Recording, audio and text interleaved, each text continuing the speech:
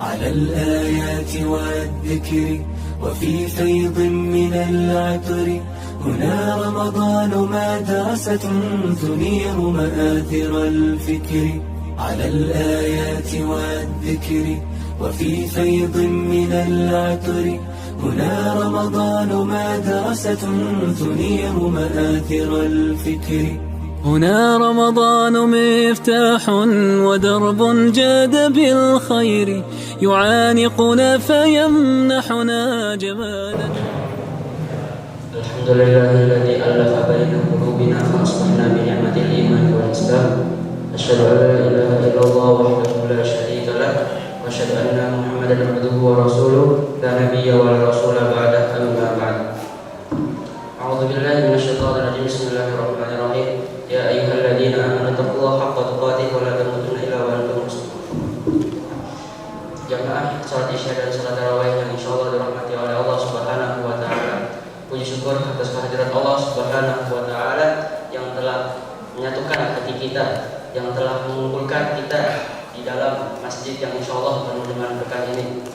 Salawat serta salam tak lupa pula kita curah sanjungkan kepada baginda besar Nabi Muhammad sallallahu alaihi wasallam yang telah menjadi suri tauladan kita, yang telah memberikan contoh terbaik dalam hidup kita, yang telah mengatur hidup kita dari sejak kita bangun tidur sehingga kita tidur kembali, yang telah membawa agama ini, yang telah memuliakan umat akhir zaman ini dengan adanya iman dan Islam. Semoga kita mendapat syafaat dari beliau saat di yaumil kelak nanti. Amin.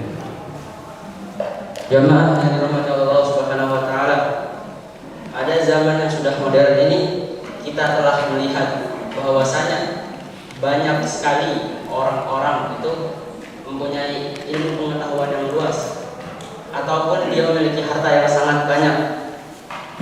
Namun di balik zahirnya tersebut kita bisa melihat bahwasanya ternyata yang ada orang-orang yang memiliki harta banyak atau memiliki ilmu dan wawasan yang sangat luas, namun batinnya dia itu tertekan.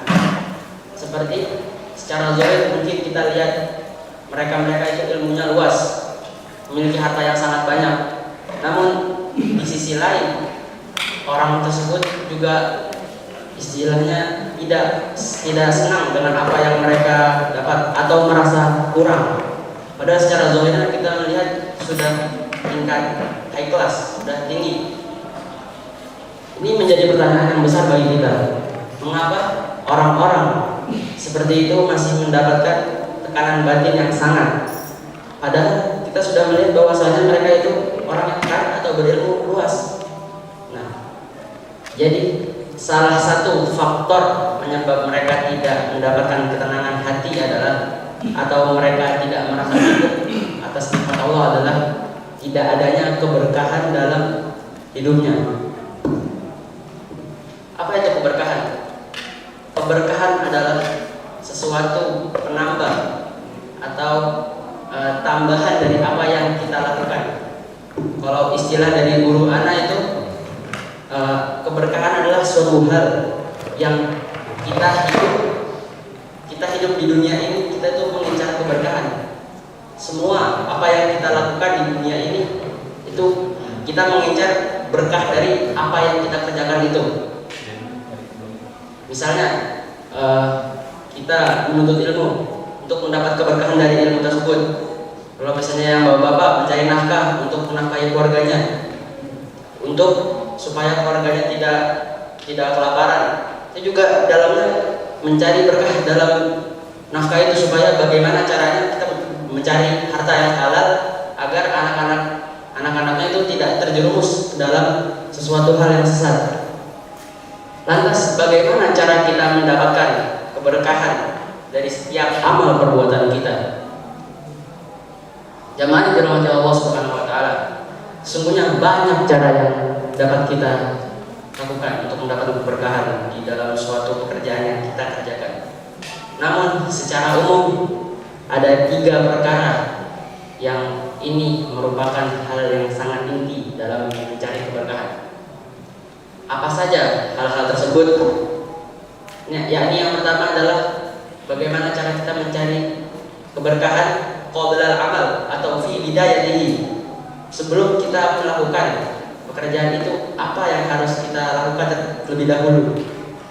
Yang pertama adalah bagaimana cara kita memperbaiki niat kita. Qala Rasulullah SAW, innamal a'malu binniyat. Sesungguhnya setiap amal perbuatan itu didasari dengan apa yang kita niatkan.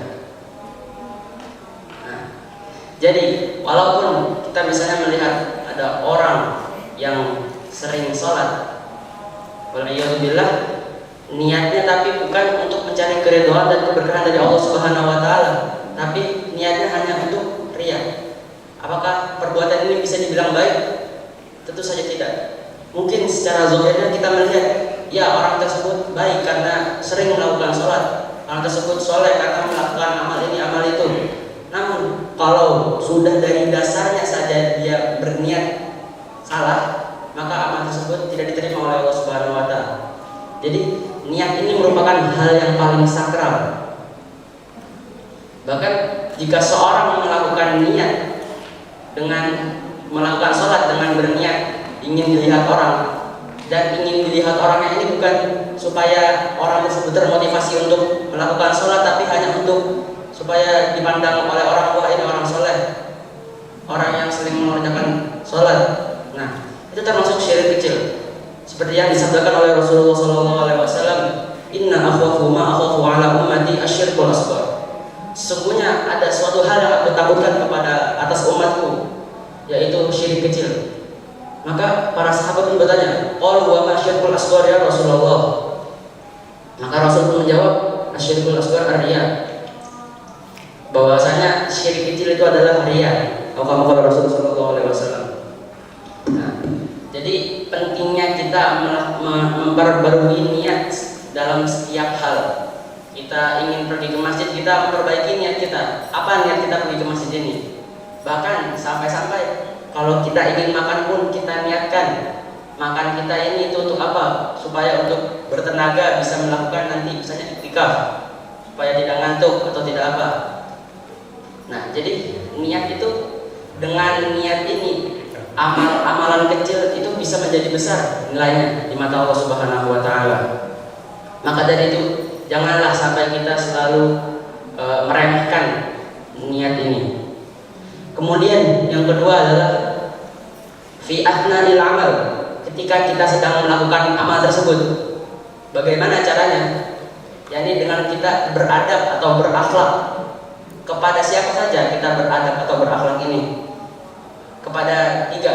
Yang pertama kepada Allah Subhanahu wa taala, yang kedua ke sesama manusia, dan yang ketiga pada seluruh makhluk. Yang pertama adalah bagaimana cara kita berakhlak kepada Allah Subhanahu wa taala. Caranya adalah dengan kita menjauhi apa yang dilarang oleh Allah Subhanahu wa taala dan melaksanakan segala perintah yang Allah Subhanahu wa taala perintahkan.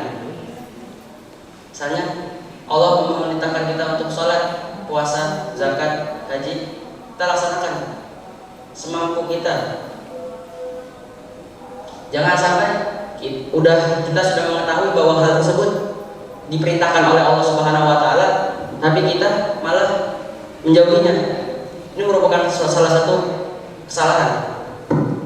Karena awwalu ma yuhasabu bihi al-'abdu yaumil qiyamati as-shalah. Amal pertama yang Allah Subhanahu wa taala akan hisab pada hari kiamat adalah salat. Jadi kemudian beradab kepada sesama manusia. Bagaimana cara beradab kepada sesama manusia ini? Dengan cara bagi yang lebih muda menghormati orang yang lebih tua, dan bagi orang tua menghargai dari anak yang muda. Jadi kalau misalnya kita disuruh oleh orang tua kita untuk melaksanakan suatu hal yang ini tidak menentang syariat, laksanakan. Karena mungkin saja dari kita menaati apa yang orang tua kita suruh, itulah amal yang bisa membawa kita ke dalam surga. Jangan sampai kita menyesal nanti setelah orang tua kita meninggal, baru kita berkata, ya Allah, kenapa saya tidak melaksanakan apa yang orang tua saya telah perintahkan. Jangan sampai kita menyesal di kemudian hari karena kita tidak mematuhi apa yang telah orang tua kita suruh.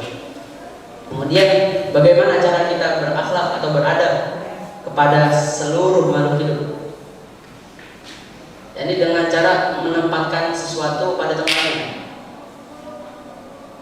Karena ada suatu kisah di zaman Nabi Musa yang ini merupakan, mungkin kalau kita lihat ini remeh, dan seorang yang melakukan hal baik ini terhadap hewan ini pada zaman itu merupakan seorang pelacur. Pelacur yang sudah dipandang mata oleh manusia, dia merupakan orang yang hina, orang yang pasti dimasukkan ke dalam neraka karena perbuatannya itu. Namun pada akhir hayatnya, saat dia berjalan, ia menemukan seorang anjing kehausan. Lantas dia pun menemukan sumur dan mengambil air dari sumur itu dengan sepatunya, kemudian memberikannya kepada sang anjing tersebut. Maka pelacur itu meninggal, kemudian dimasukkan oleh Allah ke dalam surganya.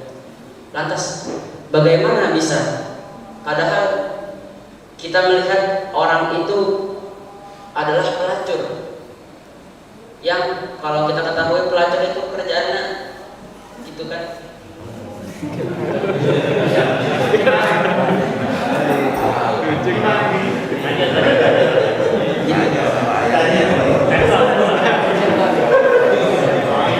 dengan dia hanya memberikan minum kepada ini sudah diketahui. Ini kata dalam Al-Quran haram, haram dan najis. Tapi dengan hanya memberi minum kepada orang hewan yang dianggap najis tersebut, Allah memasukkan sang pelacur ini ke dalam surga. Jadi ini Allah menjadikan kisah ini sebagai pelajaran untuk kita, bahwasanya jangan sampai kita meremehkan hal sekecil apapun. Kemudian yang ketiga adalah fi nihayatil amal, atau setelah kita melakukan amal tersebut. Apa maksudnya? Jadi kita harus meyakinkan bahwa pekerjaan yang kita lakukan itu membawa manfaat bagi orang. Jadi kita itu contohnya adalah kita mengajar. Karena dengan mengajar berarti kita memberikan ilmu walaupun itu sedikit, dan tidak perlu memberikan ilmu yang tinggi-tinggi. Kita hanya misalnya memberitahu, kalau misalnya ada orang yang tidak tahu bahwa tidak ada sholat ba'di asar, ada yang ingin sholat, terus kita ingatkan, ya akhi, tidak ada sholat ba'di asar. Nah, dan dia pun akhirnya melakukan, tidak jadi melakukannya. Atau kita mengingatkan kepada orang-orang untuk senantiasa melakukan sholat duha. Selama niat kita itu hanya untuk Allah Subhanahu wa Ta'ala, dan dia terus melakukan yang telah kita ingatkan untuk melakukan sholat duha misalnya, itu kita akan mendapatkan pahala dari orang tersebut tanpa mengurangi pahala orangnya. Jadi kita mendapatkan 2 kali lipat pahala. Kalau misalnya kita mengerjakan sholat duha, kita mendapat pahala dari Allah sendiri, dan kalau dia mengerjakan sholat duha, maka kita mendapatkan pahala seperti yang dia kerjakan tanpa mengurangi pahala kita sendiri. Karena Rasulullah SAW bersabda, "Idza mata ibnu Adam inqata'a 'amaluhu illa min thalath, shadaqatin jariyah, ilmun yuntafa'u bihi, aw waladun shalih yad'u lahu." Jadi jika telah meninggal anak cucu Adam, maka terputuslah seluruh amalannya kecuali 3 hal. Shadaqah jariyah, ilmu yang bermanfaat, atau anak yang soleh, solehat yang mendoakan kepada orang tuanya. Jadi inilah pentingnya kita untuk belajar supaya kita bisa mendapatkan keberkahan di dalam apa yang kita lakukan. Karena ibadah tanpa berkah itu tidak ada gunanya. Apa gunanya kita capek-capek beribadah, kemudian udah beribadah banyak, salah niat, gak dapat apa-apa, kan rugi. Istilahnya mending gak usah ibadah sekalian daripada kita ibadah terus salah niat. Makanya dari itu niat kita harus benar-benar memperbaiki niat dalam segala hal. Dalam segala hal. Dan ini sudah menjadi makanan umum di pesantren-pesantren. Sebelum pulang atau bahkan setiap hari pasti selalu diingatkan untuk memperbaiki niat kita. Karena niat ini merupakan hal yang paling sakral dalam kehidupan. Maka dari itu janganlah kita ragu untuk saling mengingatkan saudara-saudara kita walaupun hanya sedikit. Karena mungkin saja dari hal yang sedikit itulah yang amal yang bisa mengantarkan kita ke dalam surganya Allah Subhanahu wa taala. Mungkin ini saja yang bisa saya sampaikan, kurang lebihnya mohon maaf jika ada kata-kata yang salah. Wassalamualaikum warahmatullahi wabarakatuh. على الآيات والذكر وفي فيض من العطر هنا رمضان مدرسة تنير مآثر الفكر.